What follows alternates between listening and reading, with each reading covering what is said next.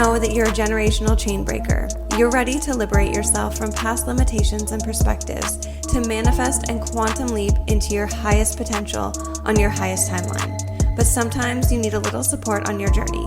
If you're ready to live an abundant life, grounded and secure in your body and in the real world, join us here to expand your perspective and learn new tools. I'm your host, Becky Royts, a Reiki master, author, healing hairstylist, and life coach, and this is the Everyday Healing Podcast. Welcome back to another episode of Everyday Healing. I'm so excited to have you here. This is actually part of a live that I did with a friend of mine not that long ago, and she's explaining her experience inside my offer turned on out loud. She also helped me come up with the marketing positioning for the offer, so we kind of talk a little bit about that. And then she explains her journey moving through the micro program and what took place for her.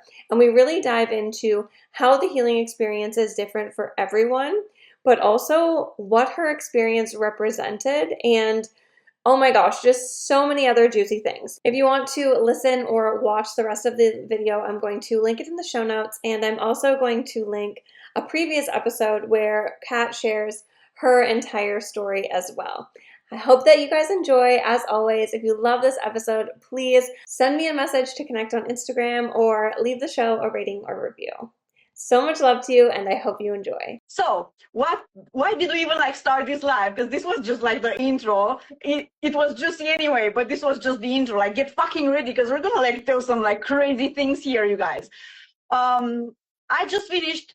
Becky finished her offer, and I was part of it. I was part of this experience. But first of all, Becky, I want to ask you, your offer turned on out loud. How did you even get the idea? This offer was about the shame around sexuality, the shame around pleasure, around your body, around all of these things that make us women. So how did you get this idea to make this offer? Well, the idea originally came about actually through the work that I was doing with my one-to-one clients. I was just starting to notice this trend of this disconnect and this shame around pleasure and intimacy and sex. And it was when you really, something's bothering you, but you hold shame around it, so you kind of carry it to the end of the conversation. You're like, okay, time is running out, time is running out, time is running out, and I'm feeling this. And it's okay. And that was starting to happen more and more. And I was like, okay, clearly this is something that collectively needs to be held. Clearly this is being brought up over and over again with all of the women that I'm working with, because they're all collectively experiencing this same invitation to finally work through this shame. And I was just hearing over and over again that women either just weren't interested in sex with their partner, they felt guilty for not being interested, or it was just something that they just did to check the box to just get done. And then they were just thinking about all of the other ways they could be being productive instead of actually being present. But then also just holding the shame around actually saying what they want, or even actually exploring their bodies to know what they want. And then I started seeing that women actually just kind of don't entirely know what they want. They're just well, I mean, sure, yeah, we've always done it that way, so we'll just keep doing it that way. Do they even care about finding out what they want? Because I feel they ended up in a point where it's not even a thing anymore. It's buried under so many fucking other things, pleasing others and checking the boxes and doing stuff in your business and whatever. And speaking of business, tell me how this is showing up also in your business, because unbelievable as it is true. It is showing up in your business in one way or another. So tell me about it. Absolutely, because I mean, I say this all the time of the how we do one thing is how we do everything, and it kind of irritates people and pisses them off, but it's fucking true, because how you're showing up in the bedroom is still directly linked to how you're showing up in your business. So if you're people You mean if you're frigid in bed, you're frigid with the clients? Yes, exactly. Or if you're faking it in bed, you're faking it with your fucking clients, right? We've played on this verbiage, but and which is cute, but it's also true. So like when you're also like stifling that part of yourself, you're stifling your fucking creativity. So you don't actually fully feel safe to express yourself in your offers, in your business, and you're also accidentally or subconsciously tolerating shit that you wouldn't normally tolerate because you're not actually allowing yourself to even get clear on, again, what you want, what you stand for, what you're here to express, the results that you're here to get people in your business. And then you kind of like revert back into that little sneaky people pleasing pattern of, well, is this really what I want? Oh, well, is it really a big deal? I'll just shove this under the rug. Sure, I'll let this client get away with this and like I'll deal with this another day because there's more important things that I could be doing. It's all the same shit.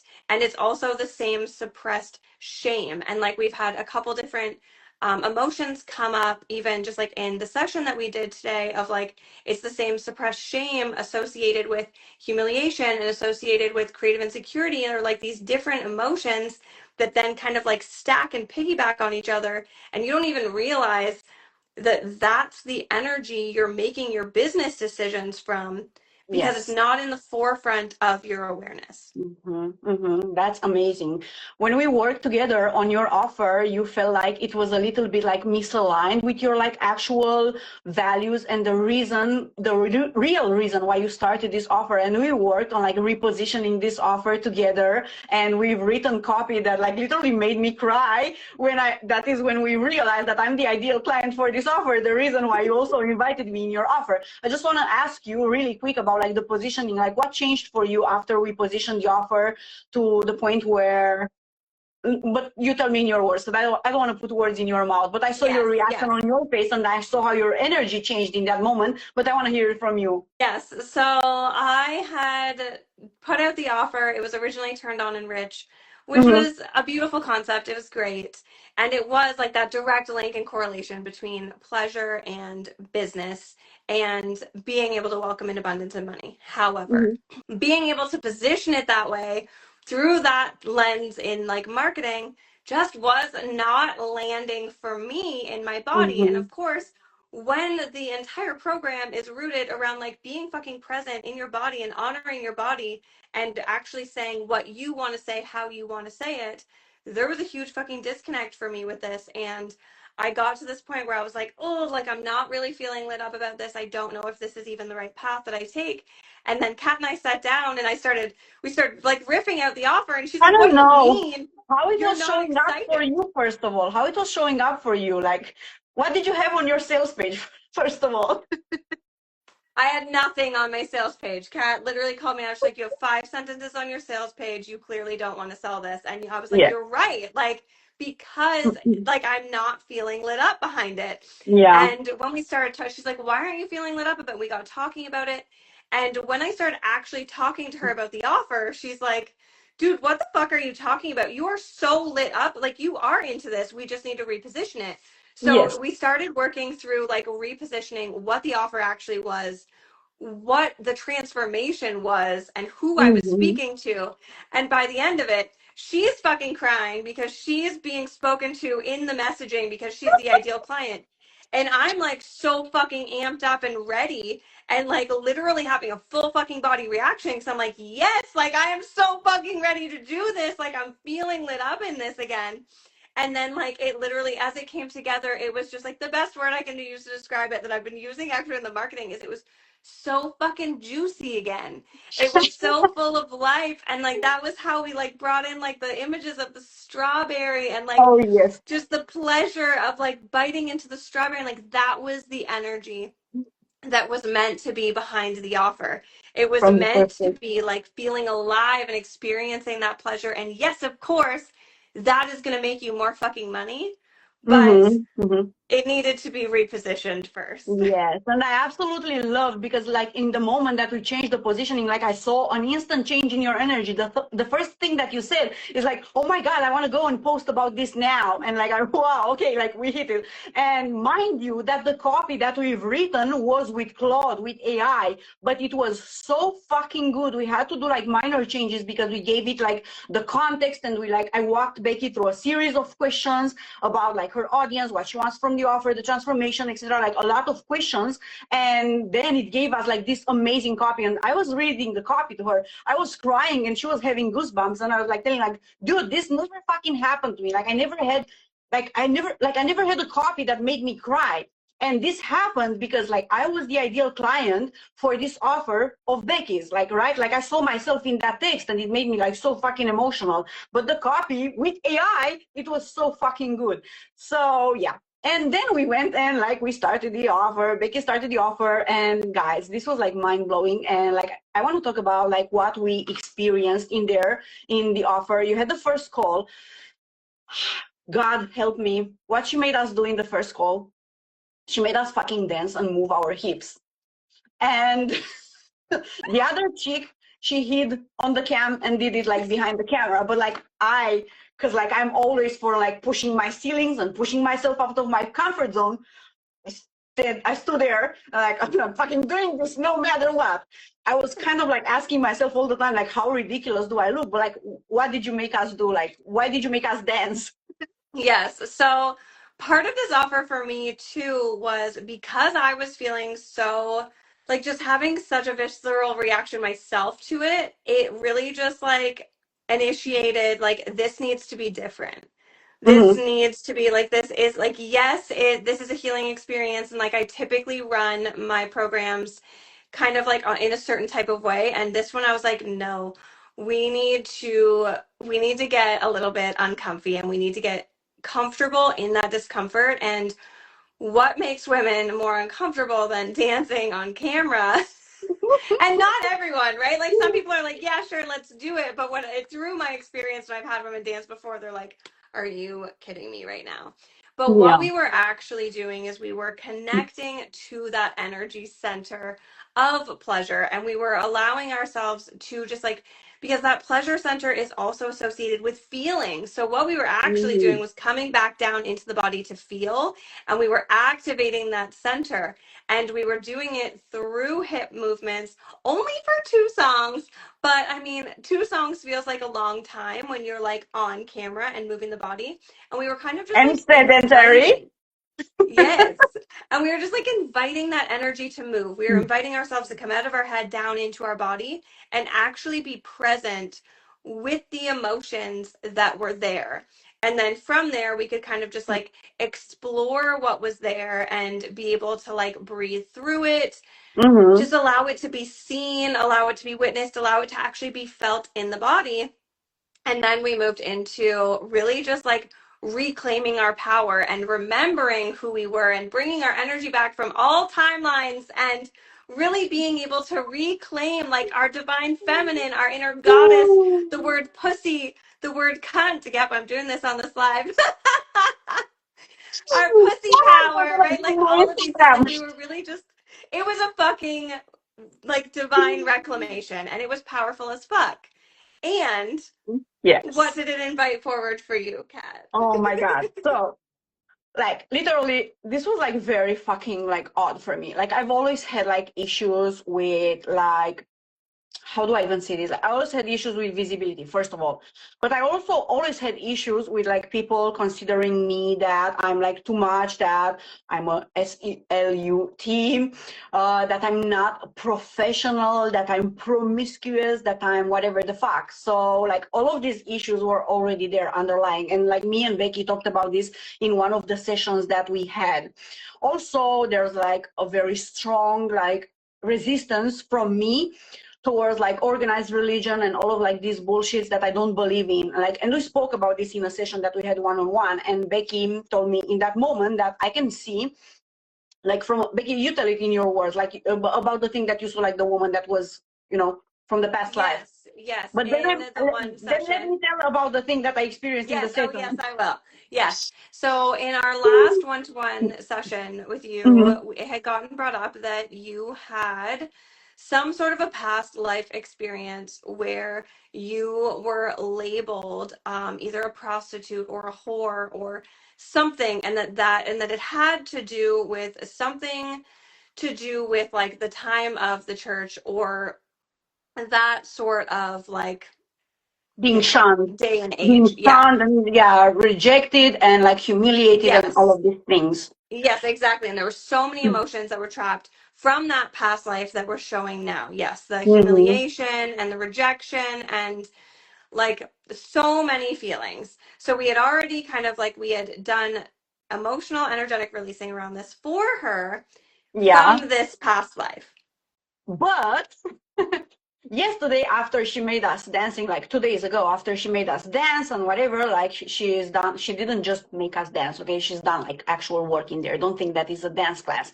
But she started like her meditations and like her releasing and whatever. And like at some point, as she was doing one of her like meditations or like exercises, I don't know how to call them, meditations, right? I started like having a fucking vision that was not going away from my eyes. Like I was literally seeing this woman. She was brunette, like dark hair, very, very long hair, parted in the middle, which I don't keep my hair parted in the middle. She was very skinny. She had like a very prominent nose, very skinny. She has like very dirty skin and like scars and stuff like that. And she was on the ground in a position like this, like, you know, like very defensive, very scared, very humiliated. It felt like, dude, I'm having goosebumps as I'm saying now.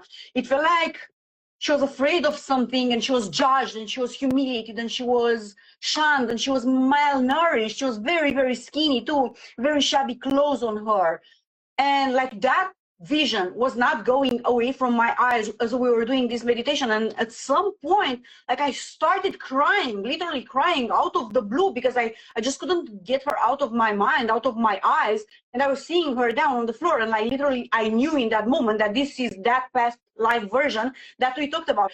And it was that past version from my past life that we talked about. And I could feel her pain. And I was like crying and I feel like this like sadness and like a desire to kind of like heal her and like make things right and something like that. And like I was like, what the fuck is this? What is happening? And I told Becky, like, dude, like the meditation literally stopped for me in that moment because I started seeing her and realizing that it was me and she needed me to heal the line or something like that. And it was like fucking crazy. It was something that I never experienced before. Like imagine fucking started crying out of the blue and like feeling this like immense sadness. And Becky told me, like I told Becky, I think it's that person from the previous life and whatever. And I told Becky about it, about what I experienced. Yeah.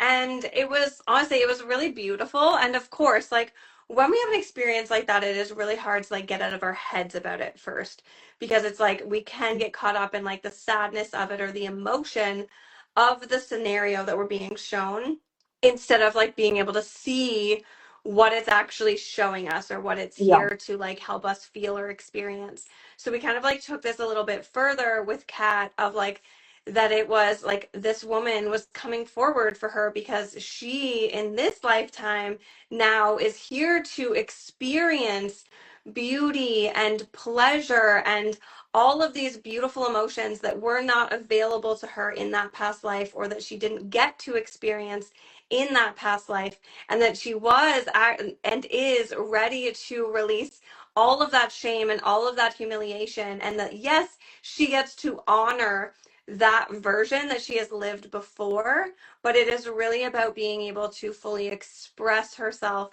now in this body without that carried shame. But like those feelings that she was having of like being afraid that people, if she posts on the internet, that people are going to see her as a slut or like all of these things, a lot of them were coming up from that past life experience. And then this version of her was shown as almost like a way to rectify that timeline of, okay, yes, this happened, we are honoring it, and we can also move on past it and be able to fully embody all of those things that she didn't get to. And in today's meditation, today's like release and stuff, like I felt like I have to like release her.